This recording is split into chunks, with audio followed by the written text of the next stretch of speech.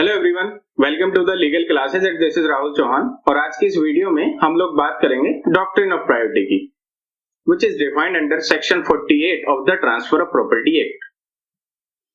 Generally जब किसी property का ट्रांसफर होता है तो उस प्रॉपर्टी से रिलेटेड जितने भी राइट्स होते हैं उनका भी ट्रांसफर हो जाता है। फॉर एग्जाम्पल, अगर कोई पर्सन अपने किसी इमूवेबल प्रॉपर्टी को सेल कर देता है तो उस प्रॉपर्टी के साथ में जो भी राइट्स अटैच होंगे, चाहे वो right to ownership of the property हो या right to enjoyment of the property हो, right to maintain the property, या फिर वो तमाम राइट जिनका किसी भी तरीके से रिलेशन है उस प्रॉपर्टी के साथ में, वो सभी ट्रांसफर हो जाएंगे ट्रांसफरी के फेवर में।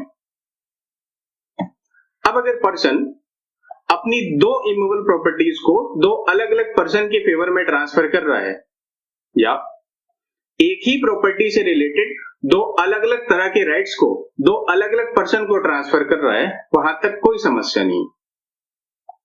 समस्या तब आती है जब वो व्यक्ति एक ही प्रॉपर्टी से रिलेटेड एक जैसे राइट दो अलग अलग पर्सन को ट्रांसफर कर देता है। तब वहां पे सवाल ये आ जाता है कि किसके राइट को प्रेफरेंस दी जाएगी। इन्हीं सवालों का जवाब देता है सेक्शन 48।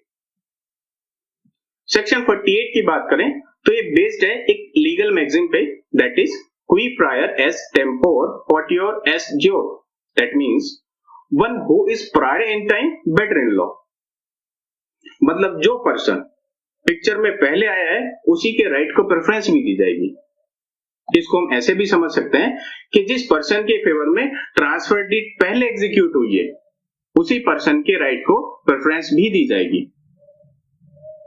इसके बेरेक्ट की लैंग्वेज पे अगर हम ध्यान दें तो बेरेक्ट कहता है, where a person purports to create by transfer at different times rights in or over the same immovable property and such rights can not all exist or be exercised to their full extent together, each later created right shall in the absence of a special contract or reservation binding the earlier transferees be subjected to the rights previously created।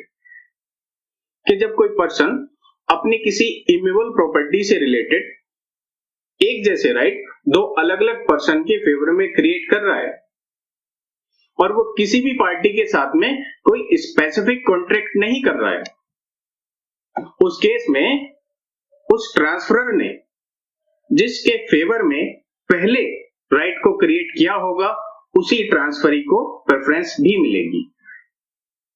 कुछ example से इसको समझते हैं। मान लिया ए नाम का एक पर्सन है जिसके पास में एक प्रॉपर्टी है एक्स नाम की, वो उस प्रॉपर्टी को मॉर्गेज कर देता है बी के पास में और उसी समय वो उस प्रॉपर्टी को सेल कर देता है सी को। अब यहां पे बी और सी दोनों के फेवर में जो राइट्स क्रिएट हुए हैं वो डिफरेंट हैं। बी उस प्रॉपर्टी को केवल सिक्योरिटी के तौर पे रिसीव कर रहा है, जबकि सी उस प्रॉपर्टी को ऑनर के तौर पे रिसीव कर रहा है। तो इस केस में राइट्स का क्लैश नहीं हो रहा है तो डॉक्ट्रिन ऑफ प्रायोरिटी यहां पे एप्लीकेबल नहीं होगी।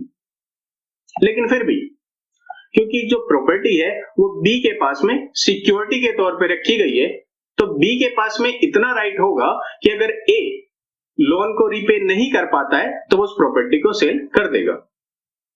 अदरवाइज सी के राइट को प्रेफरेंस मिलेगी ओवर द बी, क्योंकि यहां पे किसी भी तरह का क्लैश नहीं है। अब एक दूसरा एग्जांपल देखते हैं।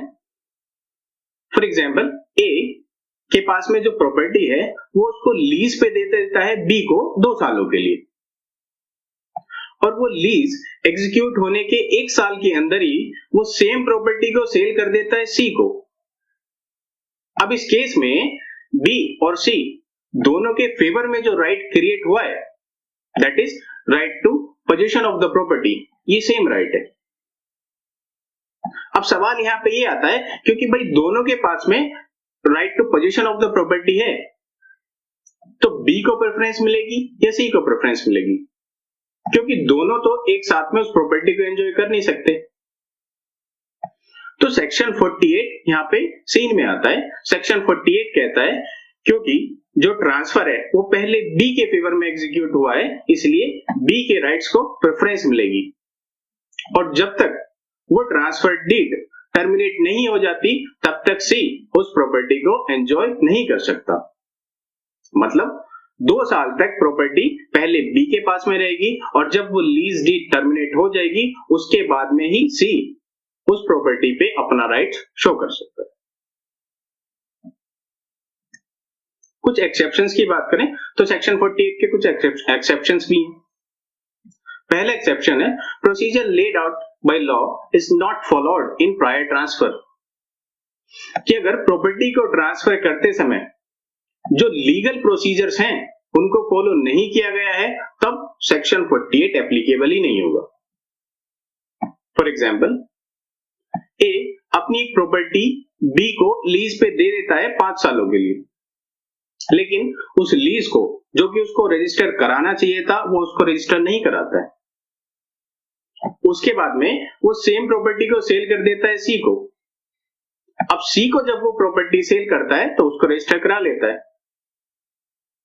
अब वैसे तो यहां पे बी को प्रेफरेंस मिलनी चाहिए थी, लेकिन बी को जब प्रॉपर्टी ट्रांसफर हुई उस समय लीगल प्रोसीजर्स को फॉलो नहीं किया गया, उस ट्रांसफर डीड को रजिस्टर नहीं कराया गया जो कि मैंडेटरी था, इसलिए यहां पे सी के राइट को प्रेफरेंस मिलेगी ओवर द बी।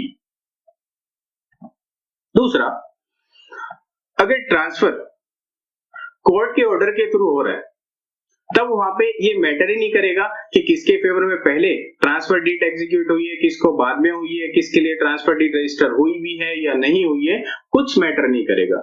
सिर्फ और सिर्फ कोर्ट के ऑर्डर को प्रेफरेंस दी जाएगी। Next exception is rule of estoppel.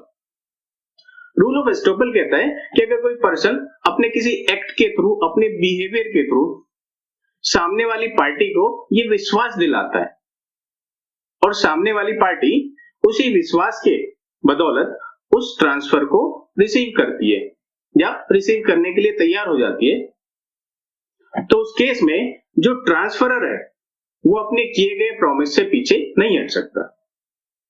ये कहता है रूल ऑफ एस्टोपल, और यहां पे किसी भी तरीके से सेक्शन 48 एप्लीकेबल नहीं होगा।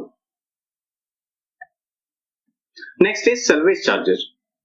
सर्विस चार्जेस से हमारा मतलब होता है ऐसे चार्जेस जो कि पे किए जाते हैं किसी प्रॉपर्टी को मेंटेन करने के लिए या उस प्रॉपर्टी को डिस्ट्रक्शन से बचाने के लिए।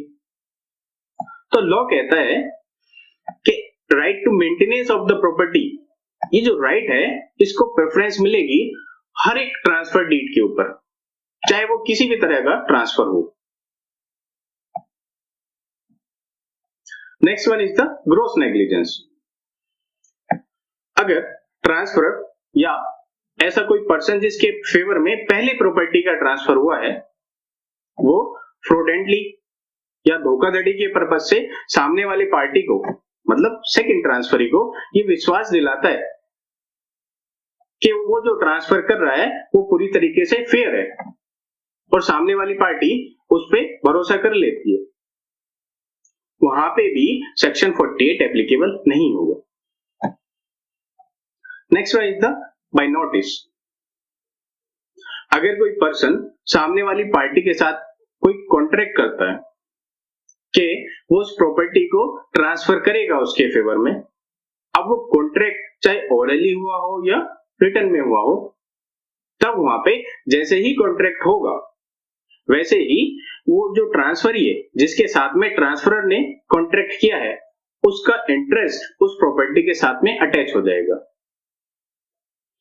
उस केस में अगर ट्रांसफरर उस पर्सन को छोड़ के जिसके साथ में उसने कॉन्ट्रैक्ट किया है एक थर्ड पार्टी को प्रॉपर्टी ट्रांसफर कर देता है, तब जो फर्स्ट ट्रांसफरर है, फर्स्ट ट्रांसफरी है, उसके राइट को प्रेफरेंस मिलेगी ओवर द सेकंड ट्रांसफरी। यहाँ पे इस बात से कोई फर्क नहीं पड़ेगा कि फर्स्ट जो कॉन्ट्रैक्ट था, जो फर्स्ट ट्रांसफर था वो रजिस्टर हुआ था या नहीं हुआ था, ये जो सेकंड ट्रांसफर हुआ है उसको पहले रजिस्टर करा लिया गया है, इस चीज से कोई फर्क नहीं पड़ेगा। लॉ कहता है कि आप अपने किए गए प्रॉमिस से, आपने जो कॉन्ट्रैक्ट किया है पार्टी के साथ में, आप उससे पीछे नहीं हट सकते। तो इतनी बात करता है सेक्शन 48 आई होप जो मैंने आपको समझाने की कोशिश की आप उसको समझ पाए होंगे। एंड गाइस, अगर वीडियो अच्छी लगी हो तो please like and share the video and subscribe the channel. Thanks.